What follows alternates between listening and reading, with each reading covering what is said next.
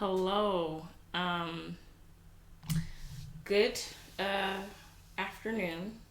Um, it's good to be back. We're going to be picking up from our reading. We left off at 1 Samuel 17 and 40. So we're going to be picking up 1 Samuel 17 and 41. Um, it's been a while, but that's all right. We're back, and we're gonna continue on with the Let's Read. We're gonna start out with prayer, um, and then we will continue on. Okay. Lord, I thank you so much for this day. I thank you so much for being with me. Um, I just thank you for our time together. I thank you for yesterday night watching over me. Um, I thank you for the word. I thank you for prayer. I thank you for our prayer. And I just thank you for peace and joy and for your guidance. And I just thank you so much. In Jesus' name, thank God. Amen. All right. So, we're going to get right into it. 1 Samuel 17 and 41. Just in case you don't know, or if you're new, we are reading from the ESV Bible. And after we're done with this, I am going to do the King James Version of a Let's Read of the Bible. But right now we're doing ESV. Okay, so 1 Samuel 17:41. And the Philistine moved forward and came near to David with his shield bearer in front of him. And when the Philistine looked and saw David, he disdained him, for he was but a youth, ruddy and handsome in appearance. And the Philistine said to David, "Am I a dog, that you come to me with sticks?" And the Philistine cursed David by his gods. The Philistine said to David, "Come to me, and I will give your flesh to the birds of the air and to the beasts of the field." Then David said to the Philistine, "You come to me with the sword and with the spear and with the javelin, but I come to you in the name of the Lord of hosts, the God of the armies of Israel, whom you have defied. This day the Lord will deliver you into my hand, and I will strike you down and cut off your head, and I will give the dead bodies of the hosts of the Philistines this day to the birds of the air and to the wild beasts of the earth, and that all the earth may know that there is a God in Israel, and that all this assembly may know that the Lord saves not with the sword and the spear, for the battle is the Lord's, and he will give you into our hand." When the Philistine arose and came and drew near to meet David, David ran quickly toward the battle line to meet the Philistine. And David put his hand in his bag and took out a stone and slung it and struck the Philistine on his forehead. The stone sank into his forehead, and he fell on his face to the ground. So David prevailed over the Philistine with a sling and with a stone, and struck the Philistine and killed him. There was no sword in the hand of David. Then David ran and stood over the Philistine, and took his sword and drew it out of its sheath and killed him, and cut off his head with it. Then the Philistines saw that their champion was dead, they fled. When the Philistines saw that their champion was dead, they fled. And the men of Israel and Judah rose with a shout and pursued the Philistines as far as Gath and the gates of Ekron, so that the wounded Philistine so that the wounded Philistines fell on the way from Sharam as far as Gath and Ekron. And the people of Israel came back from chasing the Philistines, and they plundered their camp. And David took the head of the Philistine and brought it to Jerusalem. But he put his armor in his tent. As soon as Saul saw David go out against the Philistine, he said to Abner, the commander of the army, "Abner, whose son is this youth?" And Abner said, "As your soul lives, O king, I do not know." And the king said, "Inquire whose son the boy is." And as soon as David returned from the striking down of the Philistine, Abner took him and brought him before Saul with the head of the Philistine in his hand. And Saul said to him, "Whose son are you, young man?" And David answered, "I am the son of your servant Jesse, the Bethlehemite."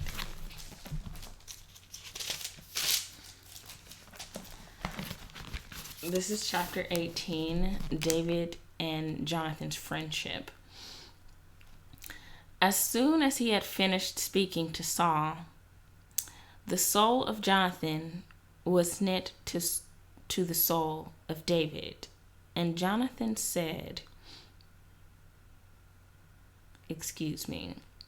and Jonathan loved him as his own soul. And Saul took him that day and would not let him return to his father's house. Then Jonathan made a covenant with David because he loved him as his own soul. And Jonathan stripped himself of the robe that was on him and gave it to David, and his armor, and even his sword, and his bow, and his belt. And David went out and was successful wherever Saul sent him, so that Saul set him over the men of war. And this was good in the sight of all the people, and also in the sight of Saul's servant. As they were coming home, when David returned from striking down the Philistine, the women came out of all the cities of Israel singing and dancing to meet King Saul with tamarines, with songs of joy, and with musical instruments. And the women sang to one another as they celebrated. "Saul has struck down his thousands, and David his 10,000s. And Saul was very angry, and this saying displeased him. He said, "They have ascribed to David 10,000s, and to me they have ascribed thousands. And what more can he have? But the kingdom?" And Saul eyed David from that day on. The next day, a harmful spirit from God rushed upon Saul, and he raved within his house while David was playing the lyre, as he did day by day. Saul had his spear in his hand, and Saul hurled the spear, for he thought, "I will pin David to the wall." But David evaded him twice. Saul was afraid of David, because the Lord was with him, but had departed from Saul. So Saul removed him from his presence, and made him a commander of 1,000. And he went out and came in before the people. And David had success in all his undertakings, for the Lord was with him. And when Saul saw that he had great success, he stood in fearful awe of him. But all Israel and Judah loved David, for he went out and came in before them. David marries Michal. When Saul said to David, "Here is my elder daughter, Merab. I will give her to you for a wife. Only be valiant for me and fight the Lord's battles." For Saul thought, "Let not my hand be against him, but let the hand of the Philistines be against him." And David said to Saul, Who am I and who are my relatives, my father's clan in Israel, that I should be son-in-law to the king? But at the time when Merib,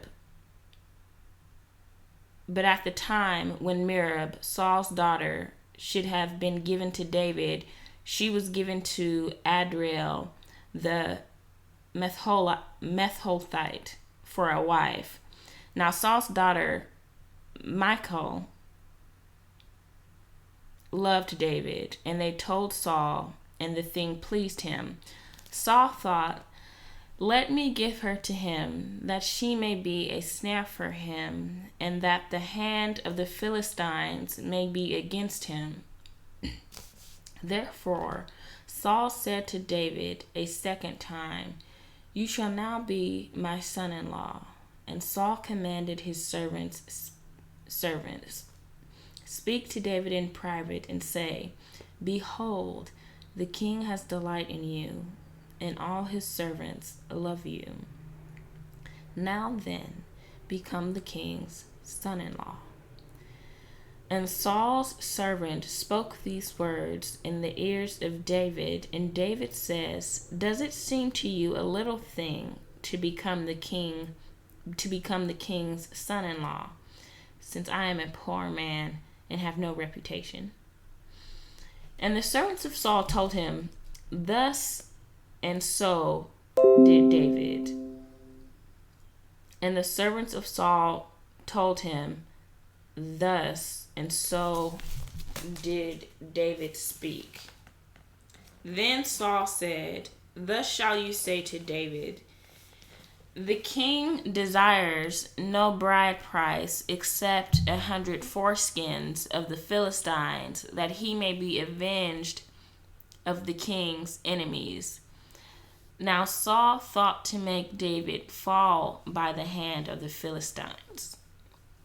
And when his servants told David these words, it pleased David well to be the king's son-in-law. Before the time had expired, David arose and went, along with his men, and killed 200 of the Philistines. And David brought their foreskins, which were given in full number, to the king, and he might become the king's son-in-law. And Saul gave him his daughter Michal for a wife.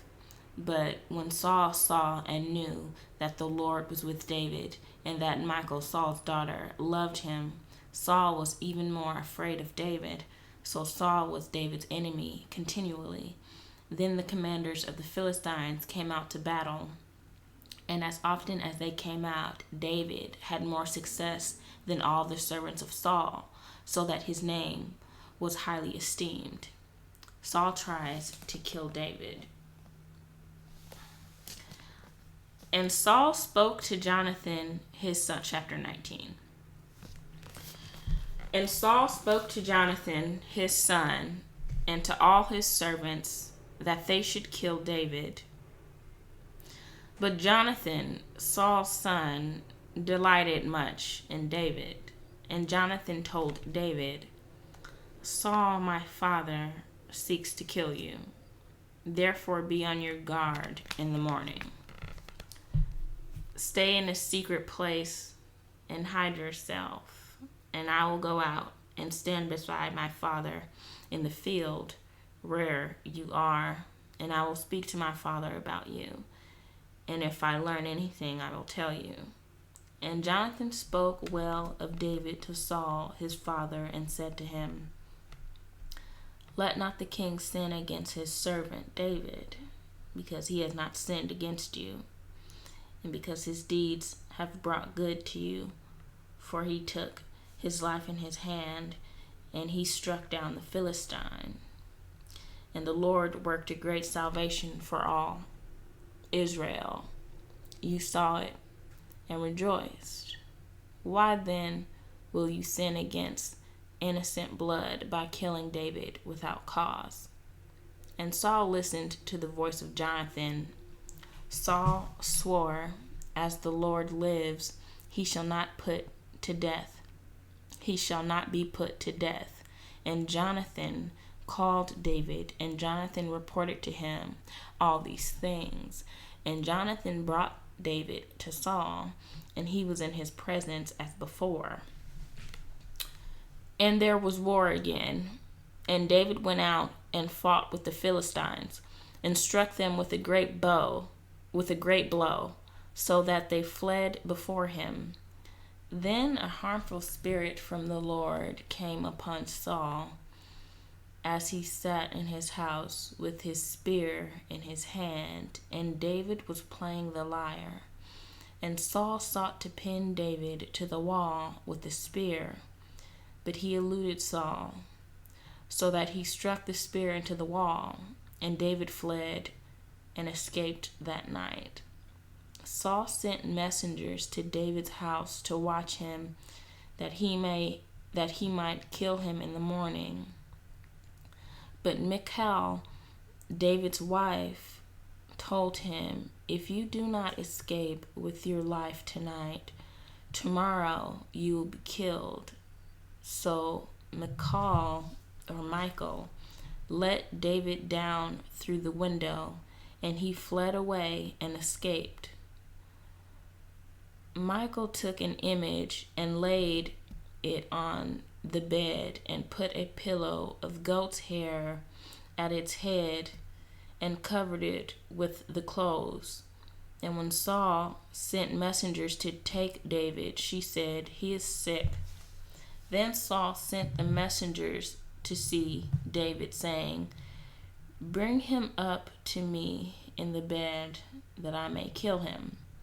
And when the messengers came in, behold, the image was in the bed, with the pillows of goat's hair as its head. Saul said to Michal, "Why have you deceived me thus, and let my enemy go, so that he has escaped?" And Michal answered Saul, "He said to me, 'Let me go. Why should I kill you?'" And David fled and escaped, and he came to Samuel at Ramah, and told him all that Saul had done to him. And he and Samuel went and lived at Naioth. And it was told Saul, "Behold, David is at Naioth in Ramah." Then Saul sent messengers to take David. And when they saw the company of the prophets prophesying, and Samuel standing as head over them, the Spirit of God came upon the messengers of Saul, and they also prophesied.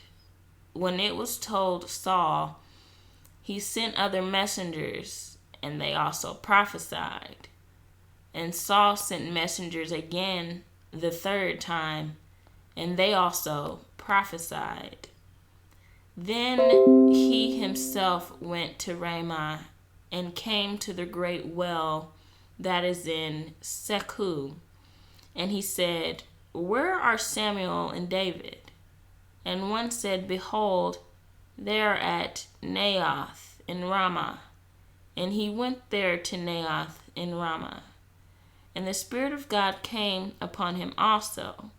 And as he went, he prophesied until he came to Naioth in Ramah.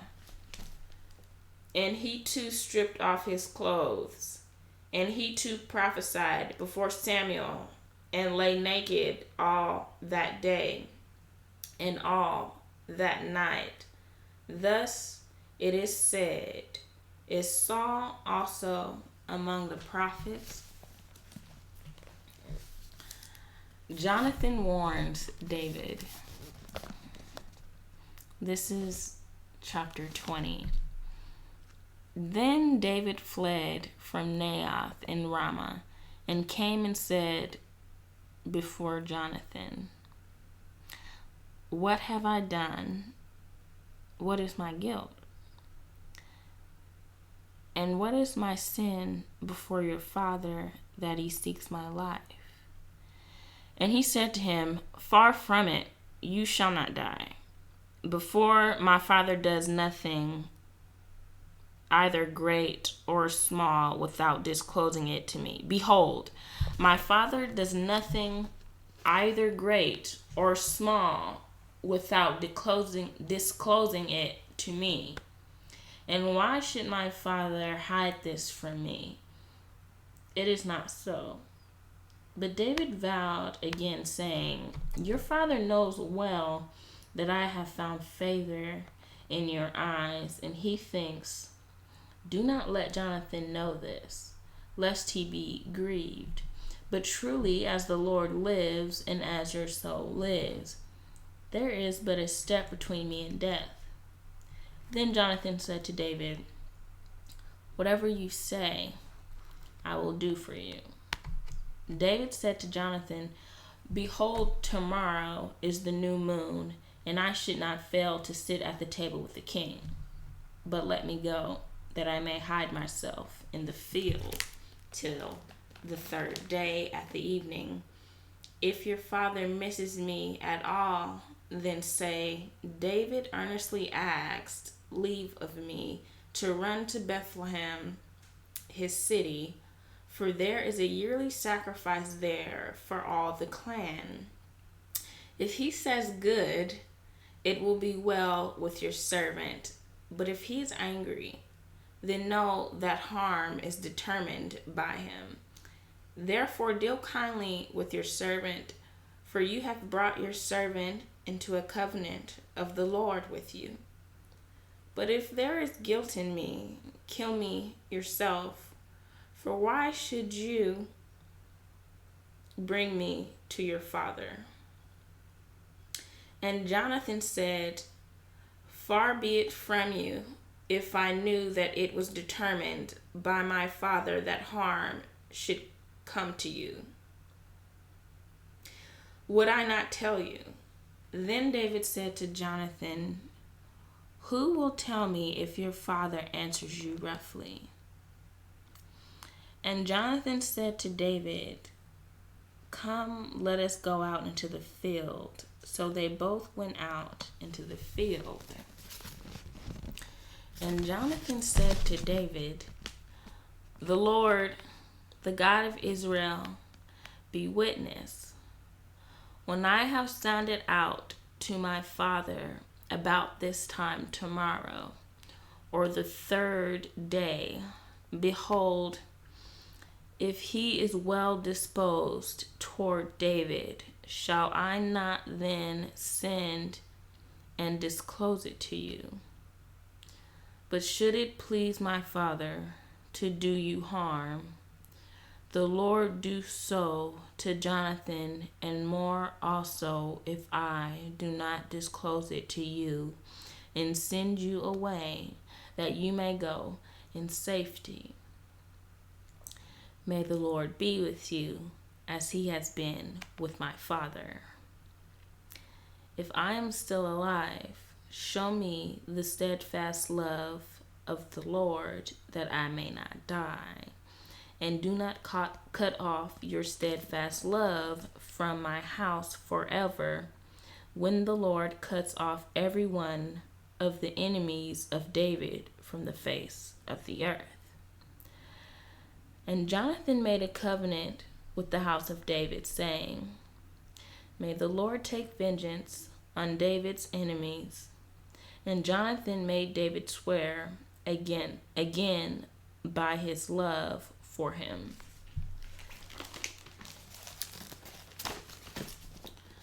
For he loved him as he loved his own soul. Then Jonathan said to him, Tomorrow is the new moon, and you will be missed, because your seat will be empty.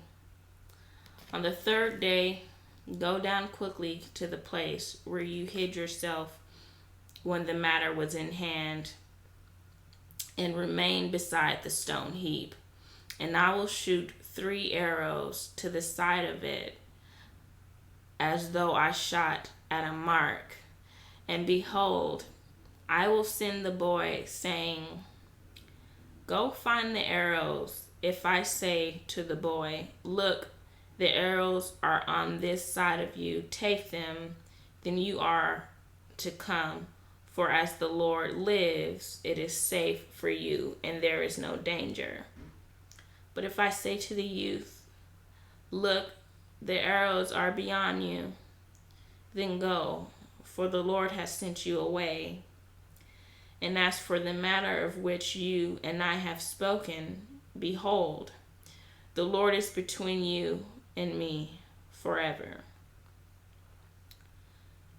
So David hid himself in the field, and when the new moon came, the king sat down to eat food. The king sat on his seat, as at other times, on the seat by the wall. Jonathan sat opposite, and Abner sat by Saul's side, but David's place was empty. Yet Saul did not say anything that day, for he thought, something has happened to him. He is not clean. Surely he is not clean. But on the second day, the day after the new moon, David's place was empty. And Saul said to Jonathan, his son, why has not the son of Jesse come to the meal, either yesterday or today? Jonathan answered Saul, David earnestly asked leave of me to go to Bethlehem. He said, let me go, for our clan holds a sacrifice in the city, and my brother has commanded me to be there. So now if I have found favor in your eyes, let me get away and see my brothers. For this reason, he has not come to the king's table. Then Saul's anger was kindled against Jonathan, and he said to him, you son of a perverse, rebellious woman, do I not know that you have chosen the son of Jesse to your own shame and to the shame of your mother's nakedness? For as long as the son of Jesse lives on the earth, neither you nor your kingdom shall be established. Therefore send and bring him to me, for he shall surely die. Then Jonathan answered Saul his father, why should he be put to death? What has he done? But Saul hurled his spear at him to strike him. So Jonathan knew that his father was determined to put David to death. And Jonathan rose from the table in fierce anger and ate no food the second day of the month, for he was grieved for David, because his father had disgraced him. In the morning, Jonathan went out into the field to the appointment with David, and with him a little boy. And he said to his boy, run and find the arrows that I shoot. As the boy ran, he shot an arrow beyond him. And when the boy came to the place of the arrow that Jonathan had shot, Jonathan called after the boy and said, is not the arrow beyond you? And Jonathan called after the boy, hurry, be quick, do not stay. So Jonathan's boy gathered up the arrows and came to his master, but the boy knew nothing. Only Jonathan and David knew the matter. And Jonathan gave his weapons to his boy and said to him, go and carry them to the city. And as soon as the boy had gone, David rose from behind the stone heap and fell on his face to the ground and bowed 3 times. And they kissed one another and wept with one another, David weeping the most.